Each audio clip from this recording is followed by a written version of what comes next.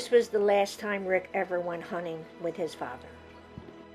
I hadn't shot a deer yet, so this was my first deer. And my father had had a heart attack probably not even a month before. The doctors had told him he wanted to go bear hunting that year, Thanksgiving week. The doctors told him that he couldn't go bear hunting. So I didn't get to go bear hunting that year either. And then Monday after Thanksgiving over there in Pennsylvania was when the antler deer season started. The doctors had told him he wasn't allowed to go bear hunting, and he was pretty miffed about that. And I figured, well, I would not be taking the first day of deer season off since he wasn't supposed to be going hunting.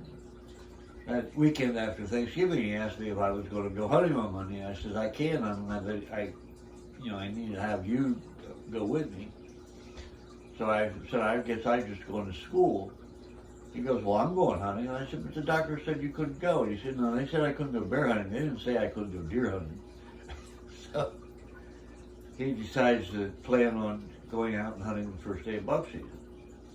Well, our neighbor was a game warden, and they expected him to actually work in the field, which the game wardens did, but they hunted as well. They dressed up in their hunting suits instead of their uniforms, and they would go out and they would hunt. But they'd also intentionally go out and check on other hunters, make sure that they were abiding by all the laws. So my neighbor's wife, she went hunting with us, the game warden's wife, and they had a friend visiting down from New York who also went hunting with us. And he had broken his leg somehow at some point, not too far in advance of this, and he still had his leg in a solid cast from his foot all the way up to his upper thigh. And so he's out there hobbling around hunting.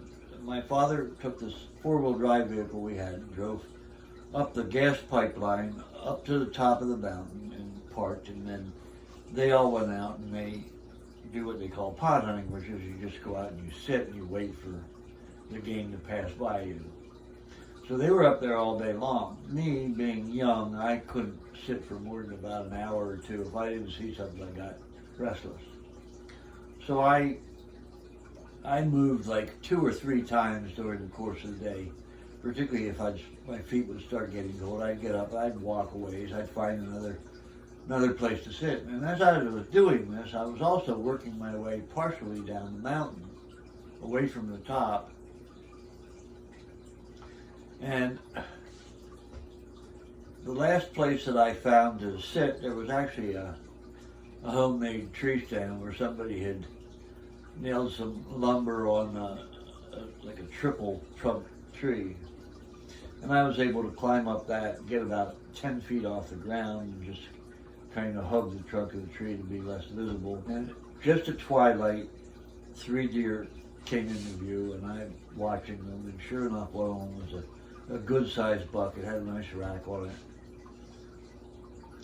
And at about 75 yards away, I got it in the scope, got a nice broadside shot, and I fired. And that deer took off running. I thought I missed it. And I watched it almost run out of sight because of the underbrush, and I saw it do a big high leap, and figured it was long gone. But just to verify, I went down, mentally made a note of where the deer was at the point that I shot. I get down out of my tree, went over to that point, and there was a trail of blood. Followed the blood trail, and right where I had seen this deer leap into the air, that's where it made its last death leap, and it went down, and it was stone dead. So this area of the mountain, and almost dark, the twilight was getting really dim. I was worried because it was very difficult to see colors. Trying to find a deer out here in the dark is going to be difficult, so I went to think about dressing this deer and realized I didn't have a knife on me, so I couldn't even field dress. So in order to find it, when we came back, I drug it a few feet to where there was a fallen log, and I raised the deer's head up off the ground, propped the the head up along the side of the log, and I took my hat off, which was one of these like Russian type hats that has the fur on the ear flaps, and you lift it up and snap it over your head. I put my hat on top of the deer's antlers, and then I left to go find my father and the rest of my hunting party. Well, when I got back up to the vehicle, they were already out of the woods because it was dark at that point, waiting for me. And when I told them that I had shot a deer, they were kind of half in disbelief. But I said, I think we can find it. So we got in the vehicle, we drove down the pipeline and drove to a point which I thought was almost directly opposite where this deer would be in the woods. And we parked the vehicle and all of us got out. Now my neighbor's wife was there and the guy with a cast on his leg. And my father had a flashlight. We're trying to pick our way through the woods, and my neighbor's wife is asking me questions. She says to me, "Are you sure this deer was dead?" And she starts giggling. And she says, "I just can picture this deer running around the woods with your hat on it." And that made me giggle too, but I said, "No, I'm sure it was dead." We kept looking and looking, and she kept questioning me again. "Are you sure it was dead?"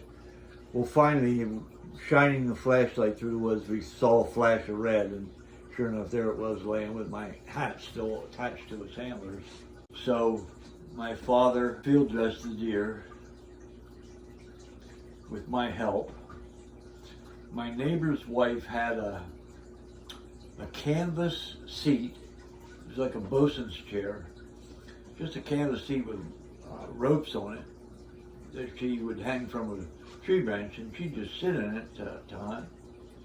But she had that with her, so I put that around my waist with the ropes to the back, and we tied the deer's antlers to it so that I could drag this deer. And she was following along behind me, holding the deer's front legs crisscrossed. She's walking bent over, and every time I stopped to step over a log or something, she'd keep moving forward, and she'd end up headbutting me right in my rear end and pushing me to where I'd almost lose my balance trying to step over logs. My father's walking through the woods with a flashlight trying to pick the easiest path to go with the less obstacles. And our poor friend from New York is doing all he can to just be able to walk with this cast on his leg and manage to get through the woods without himself falling over. And we didn't realize that we were kind of walking like parallel to the pipeline as we were coming out of the woods trying to pick these spots. At any rate, my shooting this deer was about 25 minutes after 4 o'clock this particular day. When we got out onto the pipeline back at the scout to go home, it was 8 o'clock at night. It took us that long to get back to them, get them to come down with me, gut the deer, and make it back out of the woods and onto the pipeline. This deer I got was an 8-point, and it was a big deer. I think it weighed probably over 200 pounds, field dress. So my father, being, again, it was the first buck that I had shot, they went ahead and made arrangements to take the head to the taxidermist and have it mounted. How old were you? I was 14 when I shot that deer. So your first kill was actually the bear. Was the bear at 12 years old. The next major kill at 14 was the deer. This 8-point deer. Yeah. Now, in between that, I'd also gone pheasant hunting and squirrel hunting and rabbit hunting, and grouse hunting. What happened to the deer head? We had it, a head mount, or actually a shoulder mount, I think it was, on an oak plaque. And again, I kept the deer head for a number of years. And then once I was married, we were getting ready to move out to Kansas City.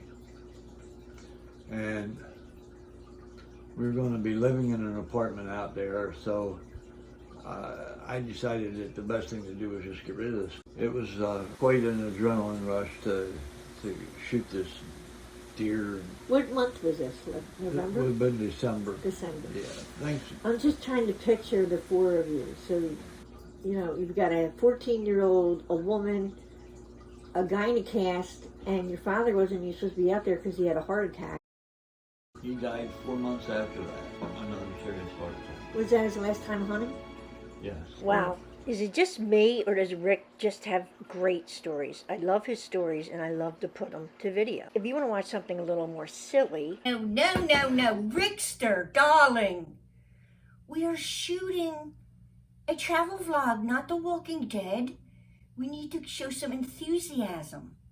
So let's do it again. Show a little bit more enthusiasm, okay? I know you got this, darling. Crane Point, take 2. Check this video out up here. This is my shorts collection, which is just silly, short, humorous videos. That's a wrap, everyone. You know what to do if you like this video. You all come back now, you hear?